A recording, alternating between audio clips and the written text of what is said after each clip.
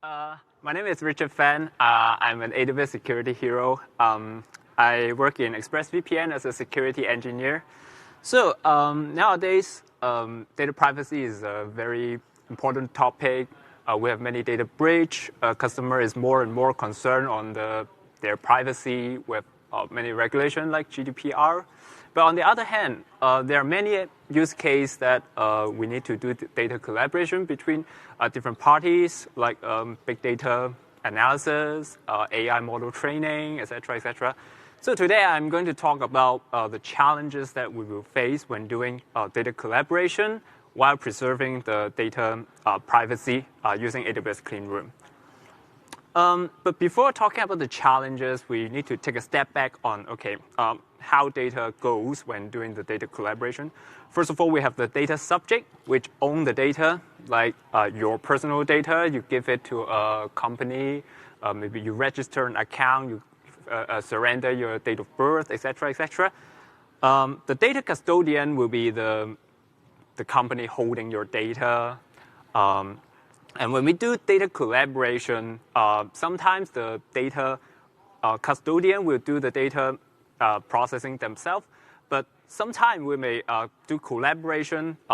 Many different parties send their data to a centralized collaborator to do the processing. And then finally, after the data analysis, we will have a data output that the analysis results that we want to see. So the risk of exposure will increase along this line because the data is going more and more far away from the data subject. There are lesser control on the data, so the risk of exposure is increasing. So to compensate, in each level, we want to minimize the amount of data that we goes. Like for example, we are the data subject. When we do data users sign up, we know we don't need to give them the credit card number if there's no reason. So we minimize the amount of information along the line. Let's talk about the first challenge. It's a PII, personal identifiable information. For example, social security number, passport number, credit card number, etc., etc. These are the information that once it's exposed, we can definitely identify which data subject the data is talking about. The data is well defined because we know passport number is a PII. We know date of birth may not be it. Gender, obviously not a PII. So it's really easy to identify or remove. For most of the time, even the data subject already won't give you the credit card number, the passport number to the data custodian. For the company holding the data, also there are many services like Amazon Macy. They can identify PII data from your data set. They can flag you out that in your data set there's passport number. You probably want to remove it before sharing the data to the third parties. The second challenge is the usability trade-off. Of course, we can remove the PII, personal identifiable information, before sharing the data with different parties to do collaboration. But the thing is, if we remove the data, we will decrease the usability of the data. For example, in this table, there are two companies, airline companies and hotel companies. They all have their member. They want to do a joint member promotion between two companies. They want to learn each individual, their customers, what is the number of flights they've taken, how many stays they have been on the hotel. They want to do this collaboration. But what if we erase the PII, the passport number, from the data set? It's really impossible to do the collaboration. When we share the data, we are just sharing the flight that have taken for anonymous customer and the nights that have been stayed for an anonymous customer, but we don't know who is who. We cannot do the matching. It's really impossible to do the collaboration between these two companies. So now we introduce the AWS Clean Rooms. So AWS Clean Rooms is a service that different data collaborators or the data custodian can share the data within one AWS Clean Room collaboration. And we can set the analysis rules to restrict the capabilities of different data, the data analysis can do to the data. Behind the AWS Clean Room is using AWS Glue that we can have a S3 bucket as a data source and then run SQL query on the data. And then if we use AWS Clean Room, we can set the analysis rule on top of that SQL query so we can preserve the privacy of the underlying raw data while we can do a meaningful data collaboration. So there are several analysis rules that we can apply on AWS Clean Room collaboration. First of all is the aggregation.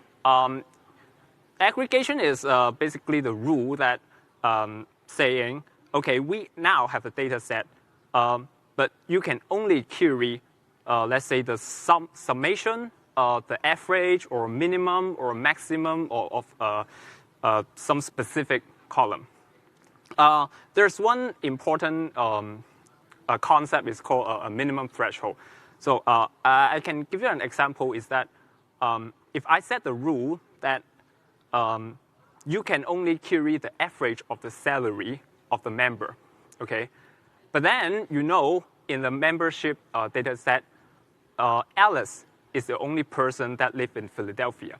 What if I ask AWS Clean Room, can you give me the average of salary that from the member living in Philadelphia? Then you're basically asking Clean Room to tell me, okay, what is the salary of Alice? But the minimum threshold is that you can set, let's say, 10. The threshold is 10. If the data set you are querying, the number of member is less than 10, then it will not give you the answer. So you can use that to protect the individual privacy. The other analysis rule is called list analysis rule. We can do blind match between the two data sets. Use the previous example is that if you want to match the customer, the mutual customer between airlines company and the hotel company without revealing the passport number, we can set this rule and set the passport number as the joint column. So AWS Clean Room will allow you to use the passport number to match members between airlines company and hotels company, but without revealing the actual passport number to the data analysis. So AWS Clean Room allow you to do this kind of hiding the raw data. But what if we also want to protect the data even more? We can use cryptographic computing for Clean Room, aka C3R, which is you can download a client app and encrypt the data before sending to AWS Clean Room. For example, the previous example, we can encrypt the passport number first and then upload to the AWS Clean Room and do the analysis. AWS Clean Room can also match the encrypted passport number and give you the blind match analysis. But in this case, your plain text passport number is still staying in your local data center, but not uploading to AWS.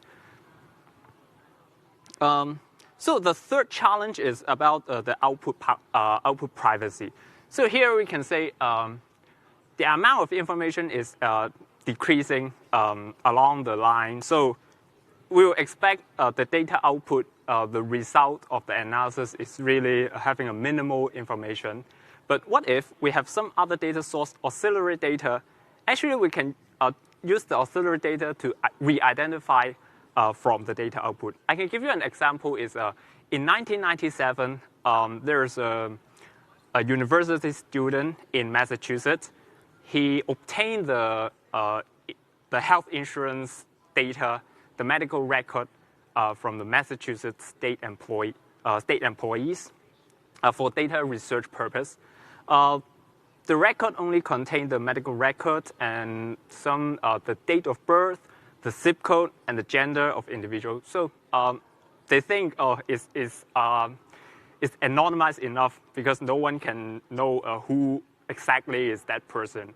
But then Sweeney, the the student is called Sweeney. So Sweeney got the voter registry from Massachusetts, and then find out the Massachusetts governor, date of birth, gender, and also the zip code, and find out there's only one matching record in the health insurance medical record. So he can re-identify the governor's medical record.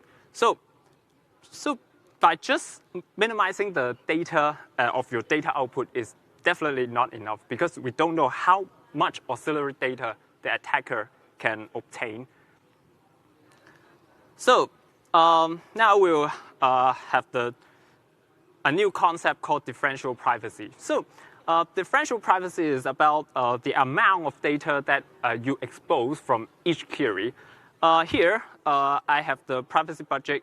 This is a water meter icon. I use it because it really acts as a water meter. So every time when you query a data, you are leaking some of the privacy from the data source.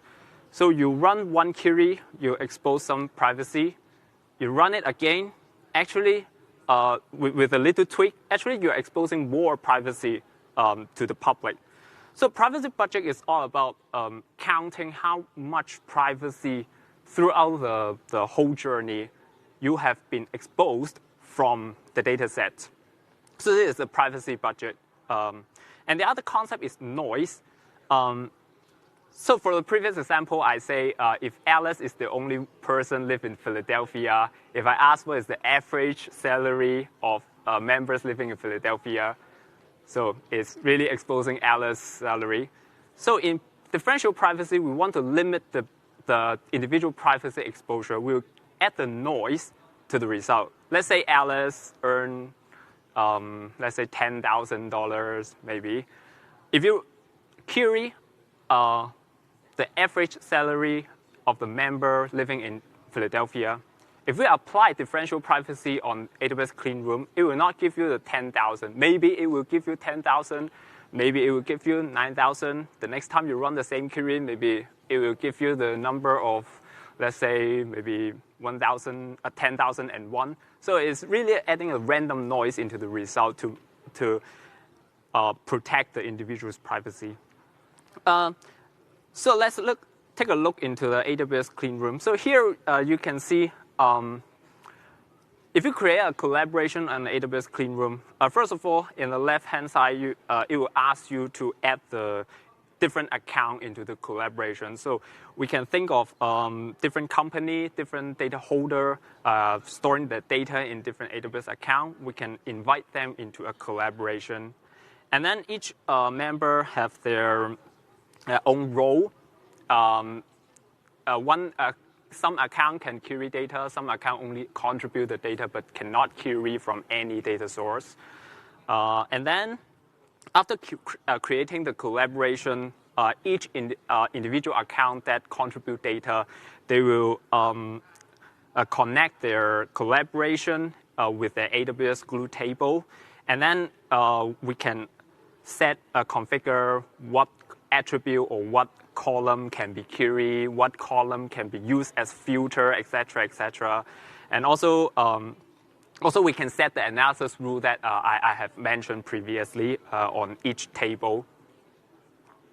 This is how it will look when the data analysts actually use the AWS Clean Room. If you know about Amazon Athena, actually it looks really similar. So on the left-hand side, we can see each individual table have a different column. We can see how we can use the column. For example, the members database, we have the loyalty number, which is the membership number. We can only use it to as a count distinct column, so we can count how many members are in the table. For example, the province, the city that they live, it can be used as a dimension control that act as a filter, etc., etc. And on the right-hand side, we can run the SQL query. And I run this SQL query because, let's say I select the exact column from the member table, but because this collaboration is an aggregation analysis rule, so we cannot directly select the raw data, so it will block me from running this kind of SQL query. We can only run like average or count or this kind of aggregation query on this collaboration. And here is how differential privacy configuration looks like. So first of all, on the top hand side, we have a privacy budget. We can set how much privacy we want to expose in each collaboration. If you want to preserve more privacy, we can set it lower. The below the privacy budget is the noise. Is all about how much noise we want to add to the result. If we don't want a very accurate analysis result, we can make it a larger noise to protect the privacy. If we want more accurate analysis result, we can make it smaller. And then on the right-hand side, we can see the average aggregation function remaining. This is the estimate on, with this privacy budget cap, how many query you can run before running out of the quota. There's the gauge of the privacy that has been exposed. So the takeaways of this session is about before we want to protect the privacy when doing the data processing or data collaboration, we really need to understand the data, how it goes through your pipeline. So we understand at which level we want to protect the privacy. Do we really don't want to collect PII at the first hand, or we want to collect it first, but then we are limiting the privacy exposure when doing the data collaboration, or we do it after the collaboration has been finished and we limit it on the data output. We need to really understand how we want the data to be going throughout the pipeline.